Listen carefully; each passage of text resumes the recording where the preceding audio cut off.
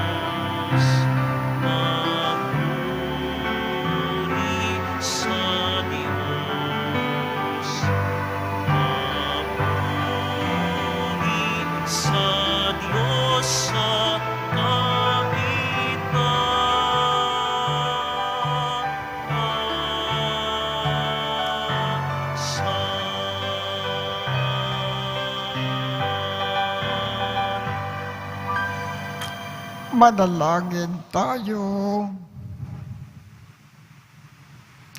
Ama naming makapangyarihan, kaming mga tinubos mo at kinupkup ay tungkayan mo ngayon sa iyong kagandakang loob upang sa pagsampalataya sa anak mong si Kristo, makamtan ang kalayaan at pamana sa piling mo. Sa pamamagitan niya, kasama ng Espiritu Santo, magpasawalang hanggan.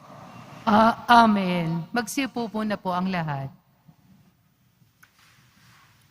Pagbasa mula sa aklat ng karunungan. Sinong tao ang makatatarok sa kaisipan ng Diyos? Sino ang makaalam sa kalooban ng Panginoon? Kapos ang kaisipan ng tao at marupok ang aming mga panukala, sapagkat ang aming kaluluwa ay binabatak na pababa ng aming katawang may kamatayan. Ang aming katawang lupa ay pabigat sa isipang punong-puno ng mga panukala. Nahihirapan kami para mahulaan man lamang ang nilalaman ng daigdig. Nahihirapan din kami upang malaman kung ano ang mga bagay sa paligid namin. Sino kung gayon ang makakaunawa sa mga bagay na makalangit? Walang makaalam ng inyong kalooban, maliban bigyan mo siya ng iyong karunungan at lukuban ng inyong diwang banal mula sa kaitaasan. Sa ganitong paraan lamang maiwawasto mo ang mga tao sa matuwid na landas. Ang salita ng Diyos. Salamat sa Diyos. Poon, aming kang tahanan, noon, ngayon, at kailanman. Poon, amin kang tahanan, noon, ngayon, at kailanman. Yaong taong nilikha mo'y bumabalik sa alabok, sa lupa ay nagbabalik kapag iyong iniutos. Ang 1,000 mang taon ay parabang isang araw. Sa mata mo, Panginoon, isang kisap mata lamang, isang saglit sa magdamag na ito ay dumaraan. Poon, amin kang tahanan, noon, ngayon, at kailanman. Mga tao'y pumapanaw na para mong winawalis, parang damo sa umagang tumutubo sa panaginip, parang damong tumutubo na may taglay na bulaklak. Kung gumabi, nalalantat, bulaklak ay nalalagas. Poon, amin kang tahanan, noon, ngayon, at kailanman.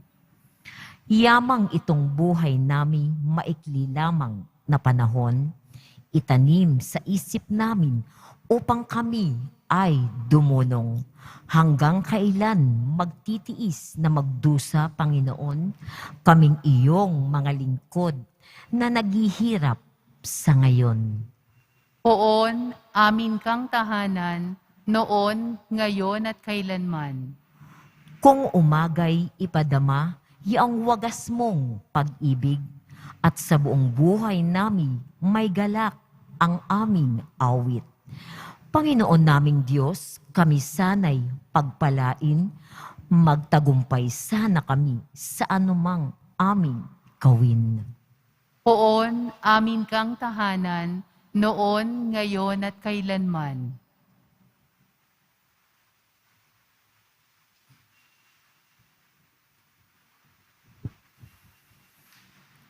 Pagbasa mula sa sulat ni Apostol San Pablo kay Filemon. Pinakamamahal ko, akong si Pablo, sugo ni Kristo Jesus, at ngayoy nakabilanggo dahil sa Kanya, ang nakikiusap sa iyo tungkol kay Onesimo, na nakaakit ko sa pananampalataya, samantalang ako'y naririto sa bilangguan. Pinababalik ko siya sa iyo, at para ko nang ipinadala sa iyo ang aking puso.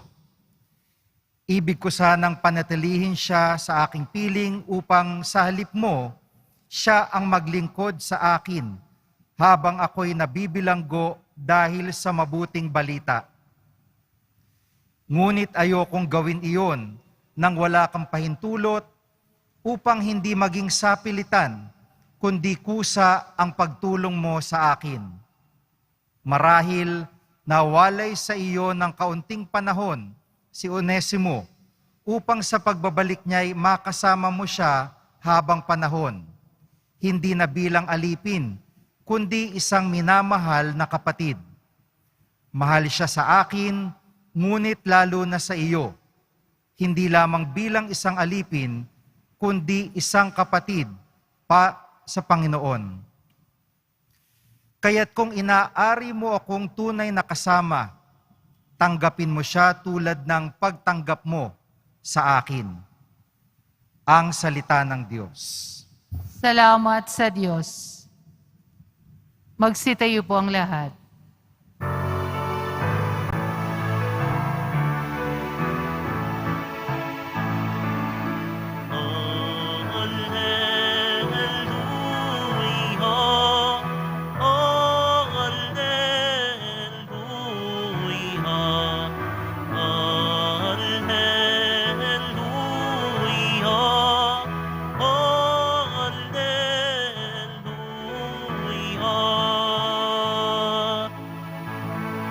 Poon iyong pasikatin, kagandahan ng loobin, ng kabutihan mo sa amin.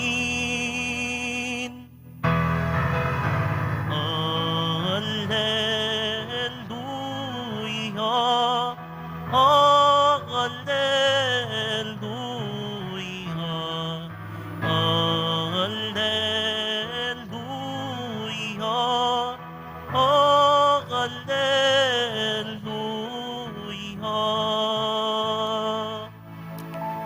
Sumainyo ang Panginoon. At sumaiyo rin.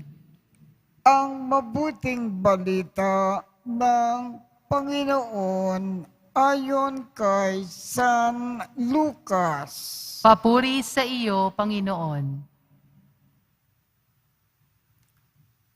Noong panakong iyon, sumama kay Jesus ang napakaraming tao. Humarap siya sa kanila at kanyang sinabi, "Hindi maaaring maging alagad ko ang sinumang umiibig sa kanyang ama at ina, asawa at mga anak, mga kapatid, at maging sa sarili niyang buhay ng higit sa akin. Ang sinumang hindi magpasan ng sariling krus at sumunod sa akin ay hindi maaaring maging alagad ko. Kung ang isa sa inyo ay nagbabalak magtayo ng tore, hindi ba uupo muna siya at tataytsain ang magugugol para malaman kung may sapat siyang salaping maipagpapatapos niyaon? Baka mailagay ang mga pundasyon, ngunit hindi naman maipatapos. Siya ay kukutsain ng lakat nang makakikita nito. Sasabihin nila, nagsimulang magtayo ang taong ito, pero hindi naipatapos. O sinong hari ang makikipagdigma sa kapwa-hari ang hindi muna uupo at pag-aaralang mabuti kung ang 10,000 niyang kawal ay maisasagupa sa kalaban na may 20,000 tauhan. At kung hindi niya kaya, malayo pa ay ang kalaban ay magsusugo na siya ng mga kinatawan upang makipagkasundo. Gayon din naman, hindi maaaring maging alagad ko ang sinuman kung hindi niya tatalikdan ang lahat sa kanyang buhay. Ang mabuting balita ng Panginoon. Pinupuri ka namin, Panginoong Hesukristo. Magsipo muna po ang lahat. Ang ibig sabihin sa atin ng Ebanghelyo, sa ating buhay, bilang mga alagad ng Panginoon, ang dapat maging number 1 ay ang Diyos. Dapat ang Diyos ang maging pinaka-number 1, pinaka-priority natin sa buhay. Wala dapat makalamang sa Diyos sa ating buhay dito sa lupa. Papaano natin gawing number 1 ang Diyos sa ating buhay? Ano man ang kanyang iniuutos sa atin, ano man ang kanyang kikilingin sa atin, ano man ang kanyang ipakikiusap sa atin, gawin natin kaagad na hindi nagdadalawang isip at gawin natin ng walang pagkukulang at lubos sa kalooban. Hindi tayo sasalungat sa anumang paraan sa kalooban ng Diyos. Yan ang isang ibig ipaalam sa atin ng ating Ebanghelyo ngayong umaga. Kaya tayo ay tumayo at ipakayag natin ang ating pananampalataya. Sumasampalataya ako Sa Diyos amang makapangyarihan sa lahat, na may gawa ng langit at lupa. Sumasampalataya ako kay Jesucristo, iisang anak ng Diyos, Panginoon nating lahat. Nagkatawang tao siya lalang ng Espiritu Santo. Ipinanganak ni Santa Mariang Birhen, pinagpakasakit ni Poncio Pilato, ipinako sa krus na matay inilibing, nanaog sa kinaroroonan ng mga yumao, nang may ikatlong araw na buhay na maguli. Umakyat sa langit, naluluklok sa kanan ng Diyos, amang makapangyarihan sa lahat. Doon magmumulang paririto at huhukom sa nangabubuhay at nangamatay na tao. Sumasampalataya naman ako sa Diyos, Espiritu Santo, sa banal na simbahang katolika, sa kasamahan ng mga banal, sa kapatawaran ng mga kasalanan, sa pagkabuhay na muli na nangamatay na tao, at sa buhay na walang hanggan. Amen. Ama, sa pamamagitan ng iyong anak, nakakaya na naming pasanin ang aming mga krus at manatiling tapat mong mga tagasunod. Sikatan mo kami ng iyong liwanag at tulungan mo kami na maunawaan ang iyong karunungan.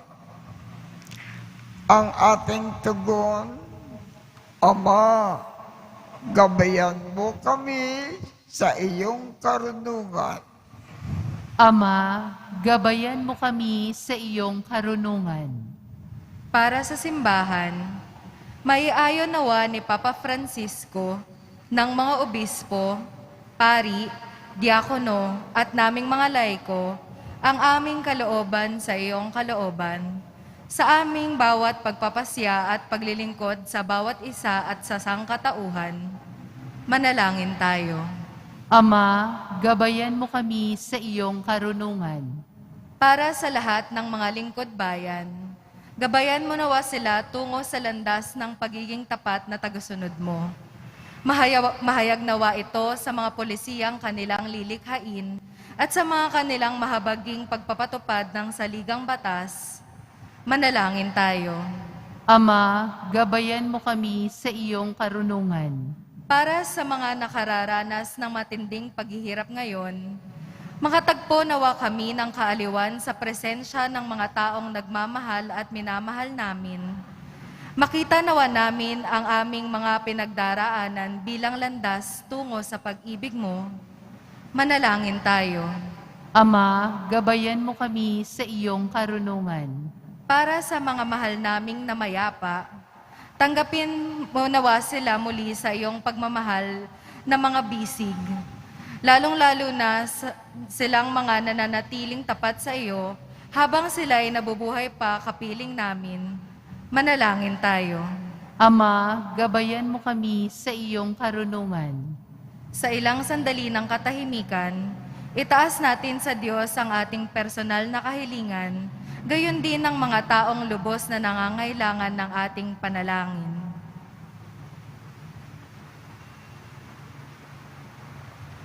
Manalangin tayo. Ama, gabayan mo kami sa iyong karunungan. Ama, naming makapangyarihan, gabayan mo, kami ay nagsusumamo. Ang lakat ng aming mga pagpapasya at pagkilos upang tulad ng iyong anak, kami ay manatiling tapat sa iyong walang hanggang kalooban sa pamamagitan ni Kristo na aming Panginoon. Amen. Magsiupo po ang lahat.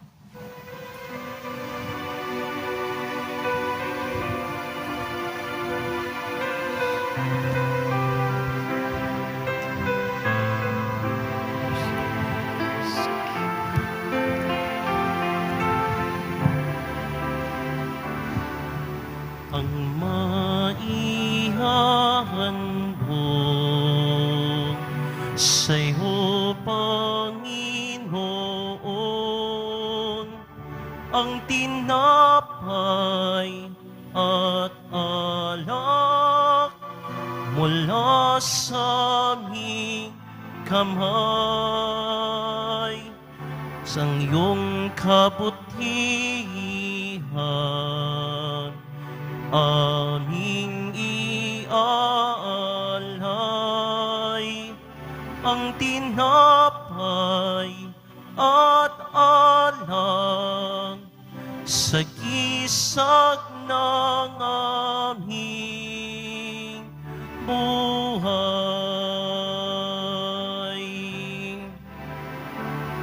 Sa iyong kabutihan aming iaalay, ang tinapay at alak sa gisag ng aming buhay.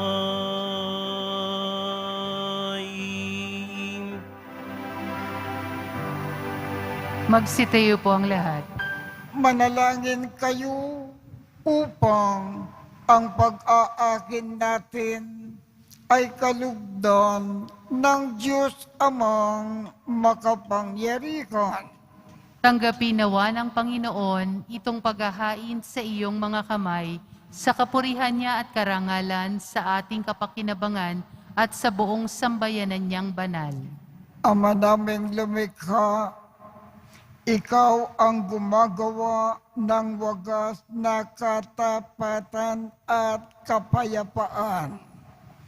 Ipagkaloob mo na ang iyong kadakilaan ay aming handugan ng iyong minamarapat na aming maialay.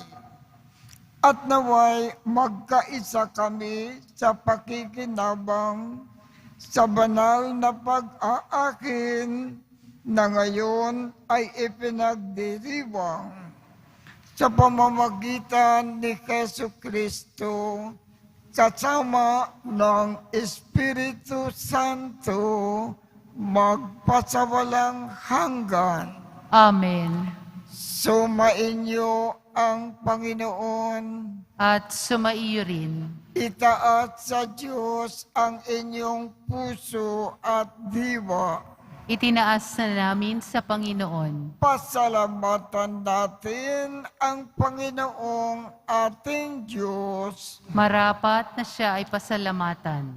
Ama naming makapangyarihan, tunay ngang marapat na ikaw ay aming pasalamatan. Ang iyong mga supling na nagtaksil ay nagbabalik ngayon sa iyong paggiliw, bunga ng malasakit ng anak mong masunurin at ng Espiritong bigay upang lakat ay kupkupin. Kaming mga tinubos ng anak mong makal ay niloob mong magtipon at magkapisan upang magsalo sa masaganang hapag ng buhay. Kaisa ng anak mo at ng Espiritu Santo, ang iyong sambayanan ay nagpupuri sa iyo. Nagkakapisan ngayon ang bumubuo sa katawan ni Kristo. Nagkakatipon ngayon ang pinananahanan ng iyong Espiritu. Kaya, kaisa ng mga anghel na nagsisiawit ng papuri sa iyo nang walang kumpay sa kalangitan, kami ay nagbubunyi sa iyong kadakilaan.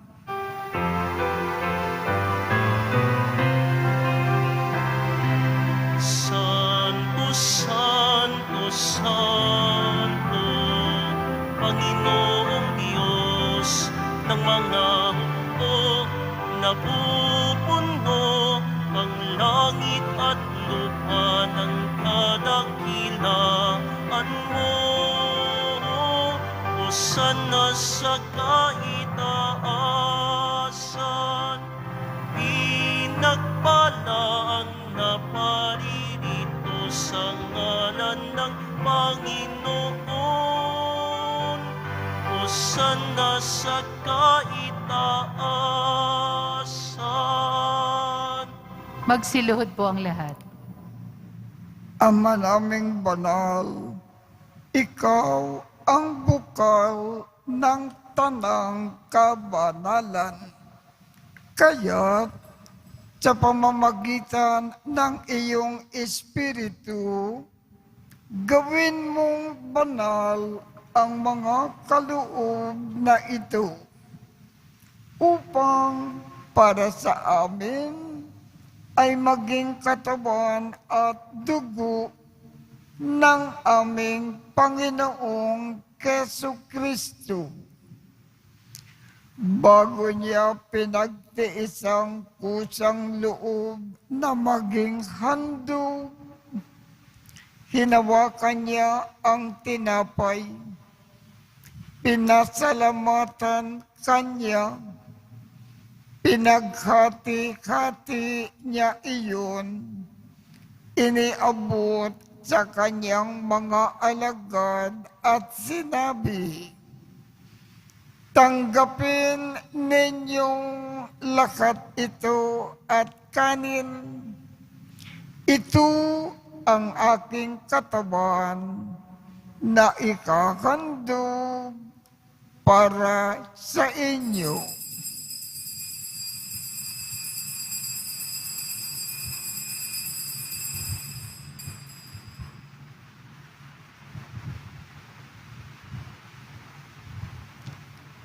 Gayon din naman, noong matapos ang hapunan, hinawakan niya ang kalis, muli kanyang pinasalamatan, iniabot niya ang kalis sa kanyang mga alagad at sinabi, "Tanggapin ninyong lahat ito at inumin. Ito ang kalis ng aking dugo ng bago at walang hanggang tipan. Ang aking dugo na ibubukos para sa inyo at para sa lahat sa ikapagpapatawad ng mga kasalanan. Gawin ninyo ito sa pag-alaala sa akin."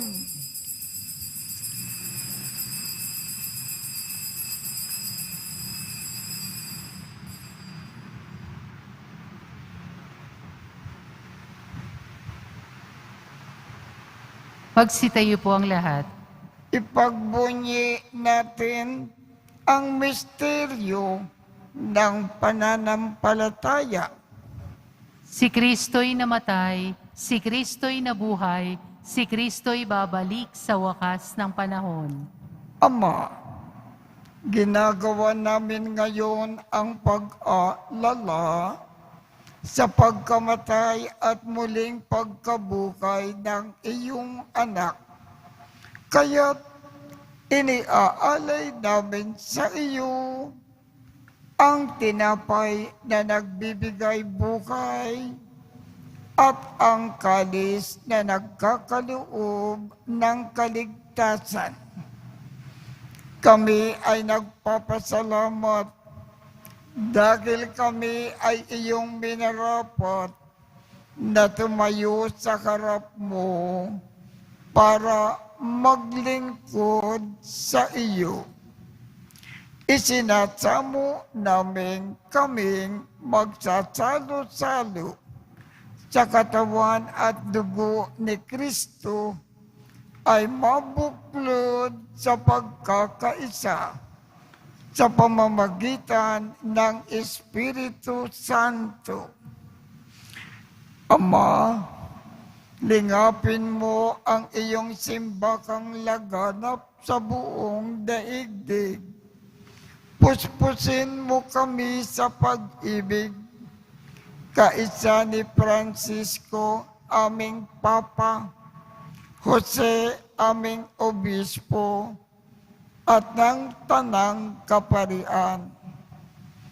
Alalakanin mo rin ang mga kapatid naming nakimlay nang may pag-asa na sila ay muling mabubuhay.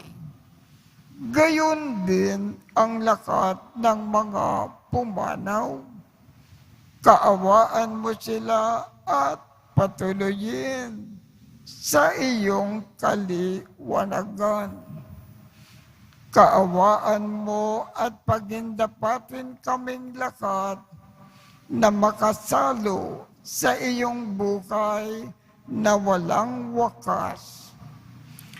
Kaisa ng mahal na Birhen Maria na ina ng Diyos, ng kabiyak ng puso niyang si San Jose, kaisa ng mga apostol, at ng lakat ng mga banal na namukay dito sa daigdig ng kalugod-lugod sa iyo.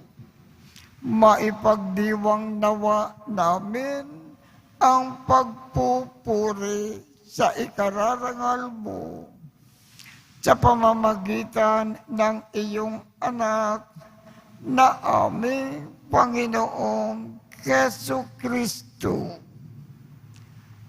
Sa pamamagitan ni Kristo, kasama niya at sa Kanya, ang lahat ng parangal at papuri ay sa iyo, Diyos Amang makapangyarihan, kasama ng Espiritu Santo, magpasawalang hanggan.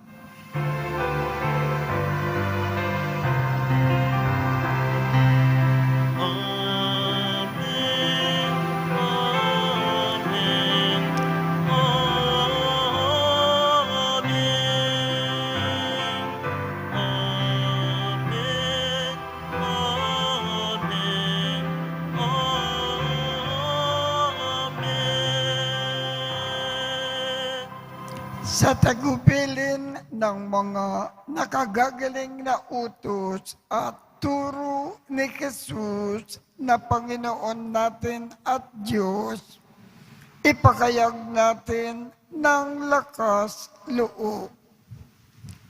Ama namin, sumasalangit ka, sambakin ang ngalan mo, mapasa amin ang kaharian mo, sundin ang loob mo dito sa lupa para nang sa langit. Bigyan mo kami ngayon ng aming kakanin sa araw-araw at patawarin mo kami sa aming mga sala para nang pagpapatawad namin sa mga nagkakasala sa amin. At huwag mo kaming ipakintulot sa tukso at iadya mo kami sa lahat ng masama. Hinihiling namin, Ama, iadya mo kami sa lahat ng masama. Pagkalooban kami ng kapayapaan sa araw-araw. Iligtas sa kasalanan at ilayo sa lahat ng kapakamakan, samantalang aming pinananabikan ang dakilang araw ng pagpapakayag ng tagapagligtas naming si Jesu Kristo. Sapagkat iyo ang kaharian at ang kapangyarihan at ang kapurihan magpakailanman. Amen. Panginoong Jesu Kristo, sinabi mo sa iyong mga apostol, kapayapaan ang iniiwan ko sa inyo. Ang aking kapayapaan ang ibinibigay ko sa inyo. Tungkayan mo ang aming pananampalataya at huwag ang aming mga pagkakasala. Pagkalooban mo kami ng kapayapaan at pagkakaisa ayon sa iyong kalooban, kasama ng Espiritu Santo, magpasawalang hanggan. Amen. Ang kapayapaan ng Panginoon ay laging sumainyo. At sumaiyo rin. Magbigayan tayo ng kapayapaan sa isa't isa.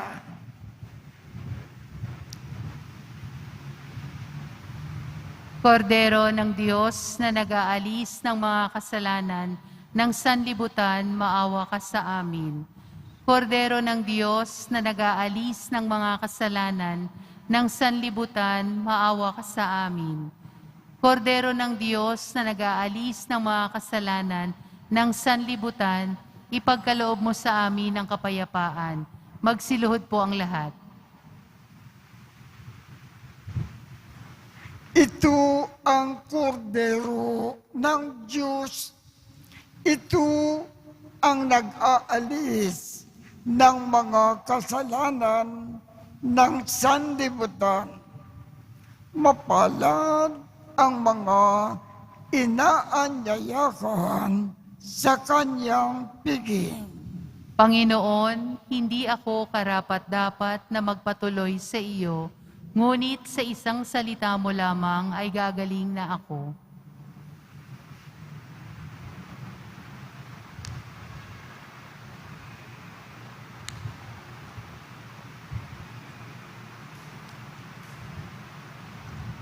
Ang katawan ni Kristo. Amen.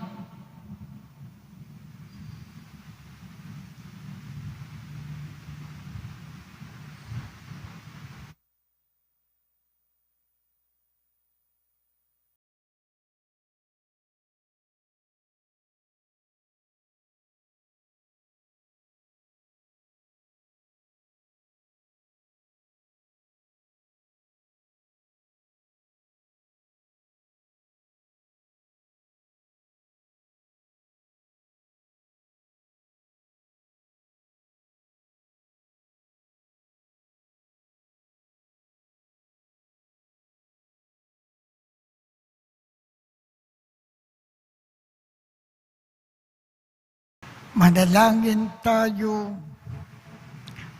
Ama naming mapagmahal, kaming pinapagsalo mo sa iyong salita at piging na banal ay iyong pinalalakas at iyong binubuhay.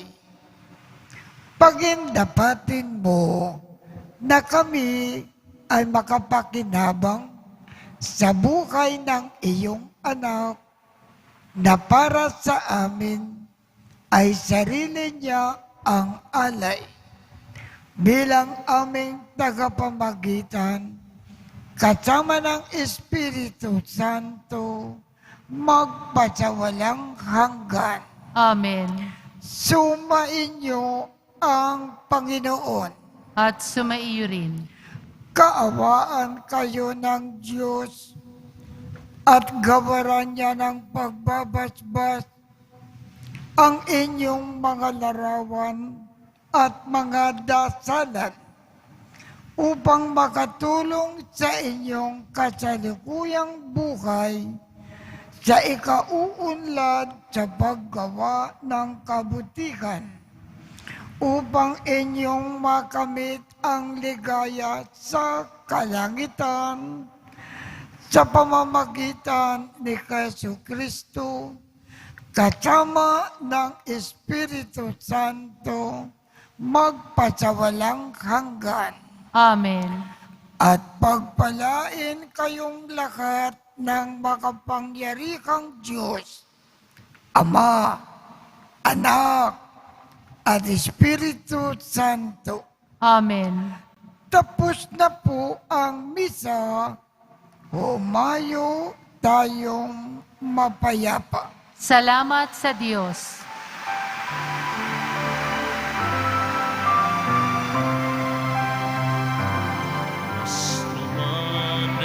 Jesus Nazareno, sinasamba ka namin, pinipinto ka namin, aral mo ang aming buhay at kaligtasan. Nuestro Padre Jesus Nazareno, iligtas mo kami sa kasalanan. Ang krus mong kinamatayan ay sagisag ng aming kaligtasan. Nuestro Padre Jesus Nazareno, dinarangan ka namin. Nuestro Padre Jesus Nazareno, niluwalhati ka namin. Nuestro Padre Jesus Nazareno, dinarangan ka namin. Nuestro Padre Jesus Nazareno,